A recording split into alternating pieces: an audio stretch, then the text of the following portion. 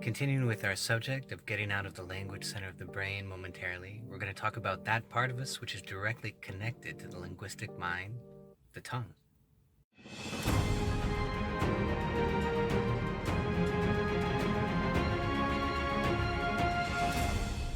From the moment we enter the womb, we are surrounded by words. We grow up learning them. A teapot.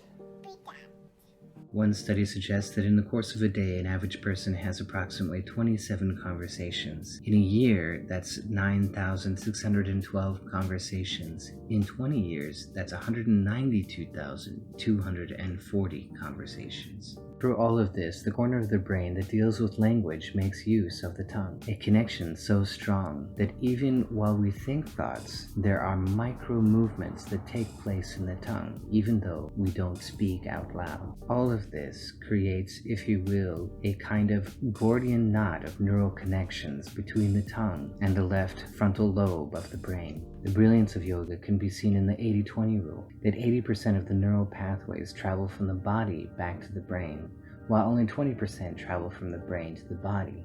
This would make sense if you could see the brain as a general and the body as the troops. The general wants to send out a minimum amount of information and have his troops follow it immediately while maintaining constant contact and getting feedback from the troops on the ground. In a perfect reversal, yoga uses the body to create a change in the mind rather than trying to get the mind to fix itself. Using this incredibly powerful connection between the tongue and the left frontal lobe that has built up over so much time, we will relax the tongue in order to relax the linguistic mind.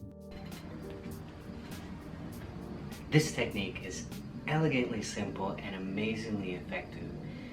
So first we're going to 1. Relax the jaw so that the mouth hangs open slightly. And then 2. We're going to relax the tongue.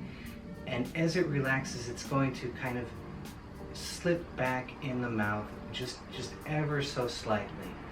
And that's how you know it's in a state of relaxation.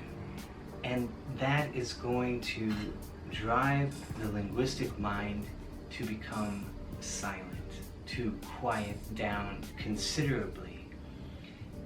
And the third step is to continually monitor how effective that relaxation is, to notice the connection between the linguistic mind and the tongue, so that every time you think a thought, you notice that there's a micro movement that takes place in the tongue, and to then relax the tongue another step down.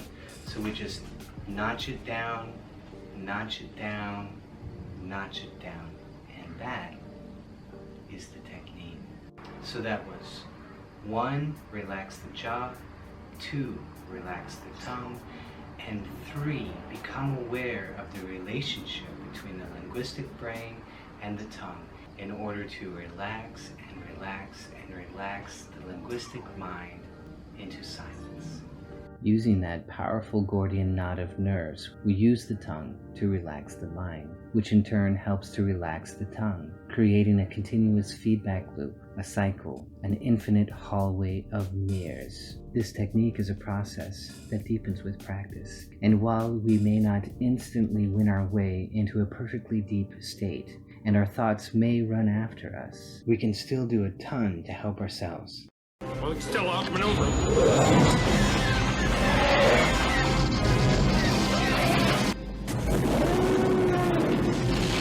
I'm going in closer to one of the big ones. Oh, hello, son.